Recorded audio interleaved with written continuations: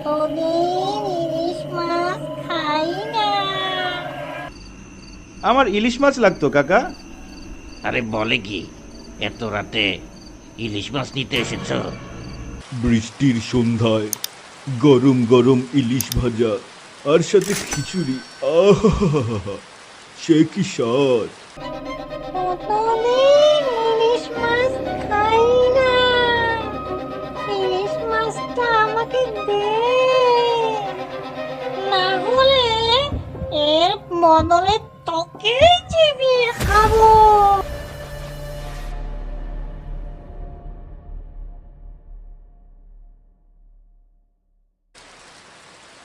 এটা সেই গল্প, যে গল্প যেই শোনে তার গায়ে কাটা দিয়ে ওঠে।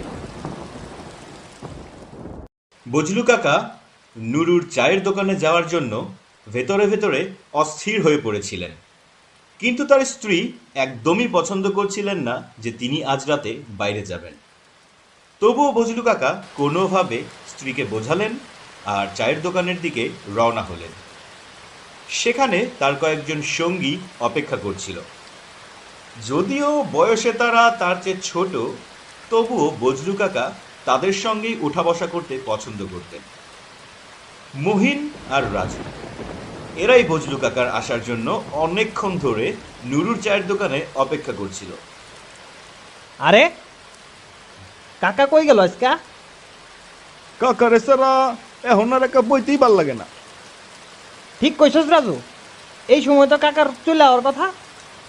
আজ জানি না কই রইল। হ্যাঁ, একটা কাজ করি, বাড়ি বন্ধ গিয়া দেখবো নাকি?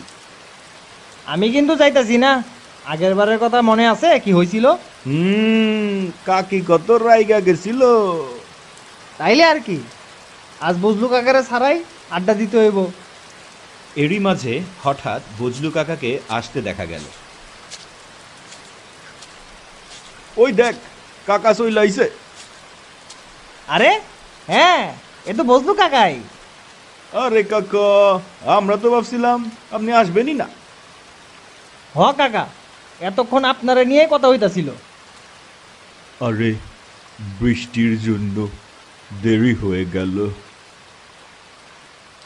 কোনো ব্যাপার না কাকা, বন বন, আপনি আইলেই আলাদা একটা পরিবেশ তৈরি হয়। মহিন, রাজু আর বজলু কাকা নুরুর দোকানে বসলেই সেখানে গল্পের স্রোত শুরু হয়ে যায়।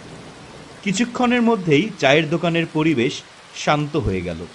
সবার চোখ বজলু কাকার দিকে স্থির হয়ে গেল, আর বৃষ্টির শব্দের মধ্যে তার গল্প শুরু হতে চলল।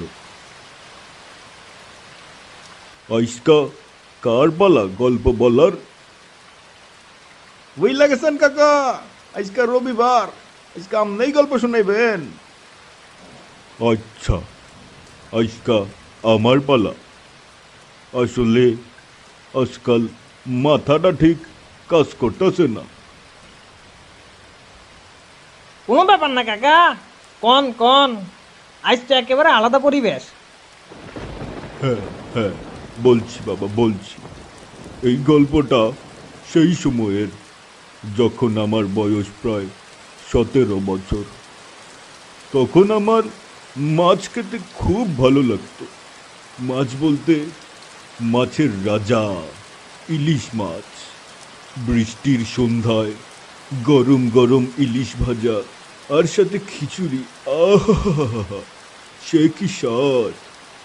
সেদিনও অমাবস্যা ছিল। মায়ের কথা না শুনে আমি রীতিমতো জোর করেই বের হয়ে পড়লাম ইলিশ মাছ কিনতে। কিন্তু আমি কি জানতাম আমার সঙ্গে এমন ভয়ঙ্কর কিছু ঘটতে চলেছে। ফেব্রুয়ারি মাস ছিল, হালকা ঠান্ডা পড়ছিল, আর শীত প্রায় শেষের দিকে। আমি গ্রামের রাস্তা ধরে হেঁটে চলে যাচ্ছিলাম।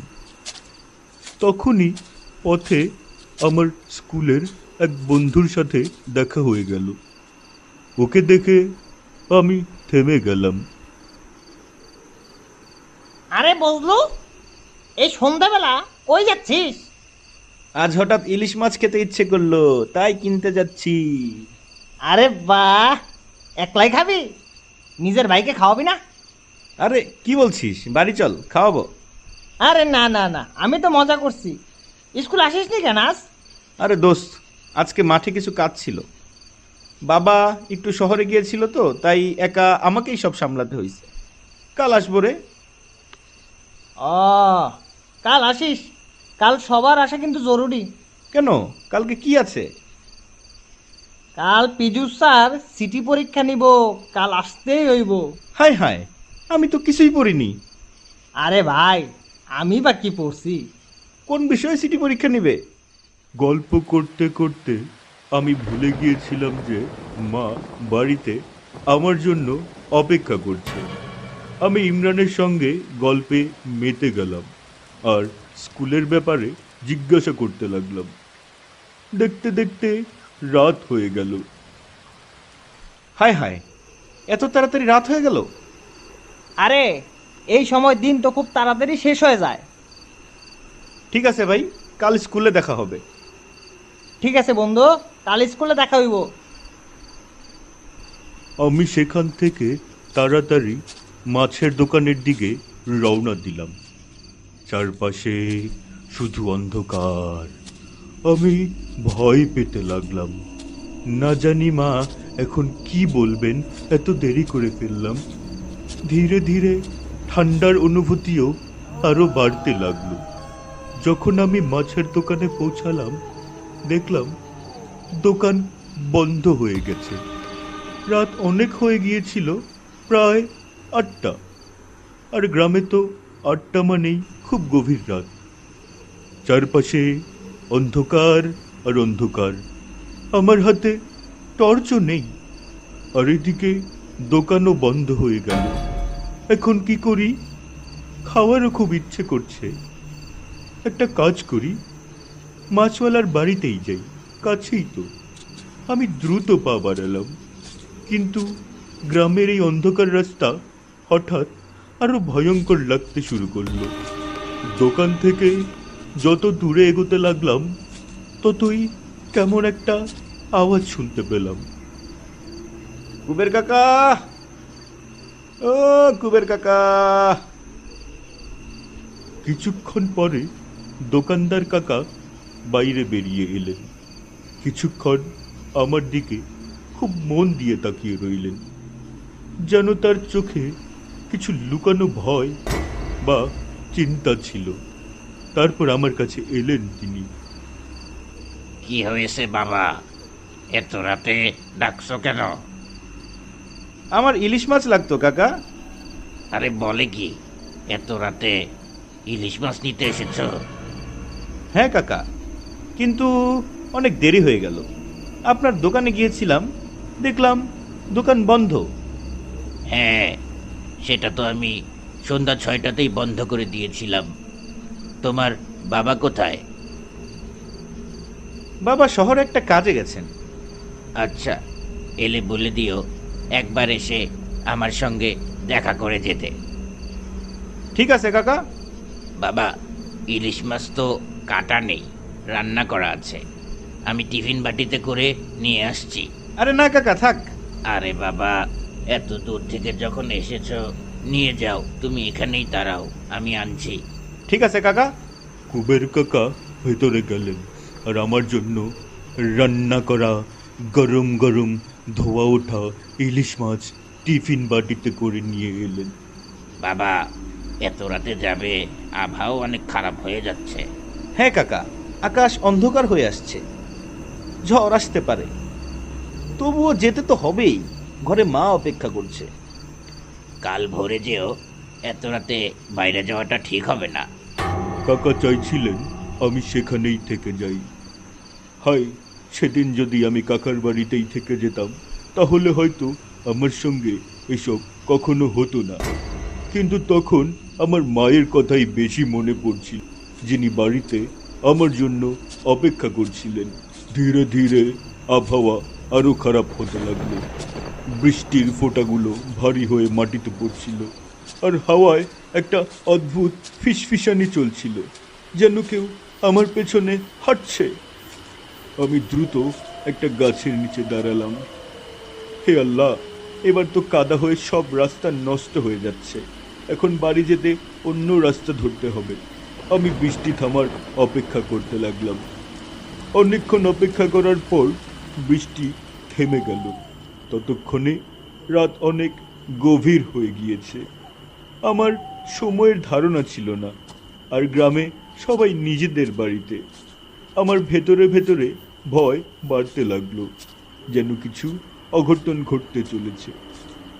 আমার গলা শুকিয়ে গেল, শ্বাস দ্রুত হতে লাগলো। তখনই দূরে কুয়ার দিকে কারো কাপা গলা শোনা গেল। ইলিশ মাছ নিয়ে কে যায়? এত সুন্দর গন্ধ! কতদিন ইলিশ মাছ খাই না। এদিকে আয় বাছা, এদিকে আয়।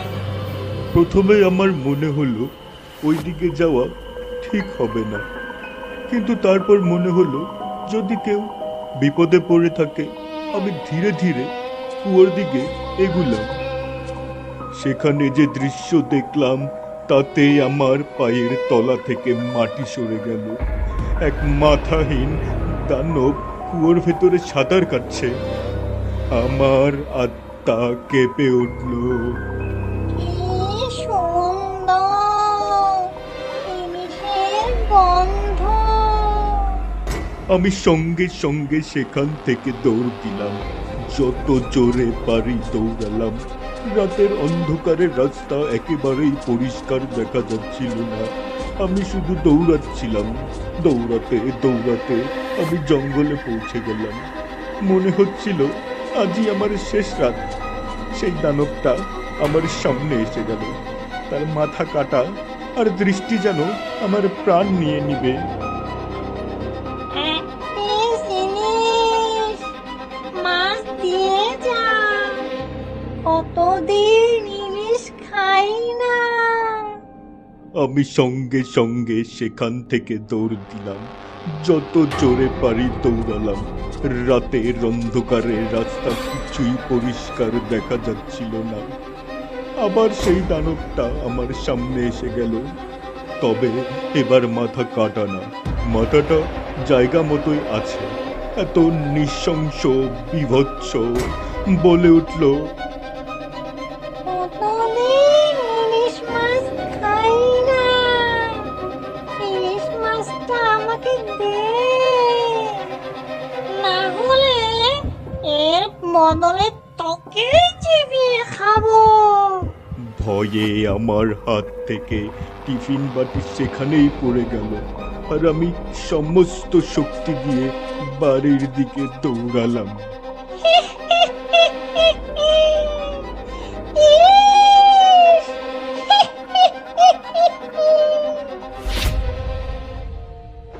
আর যখন বাড়ি পৌঁছালাম তখন মাকে সব কথা বললাম।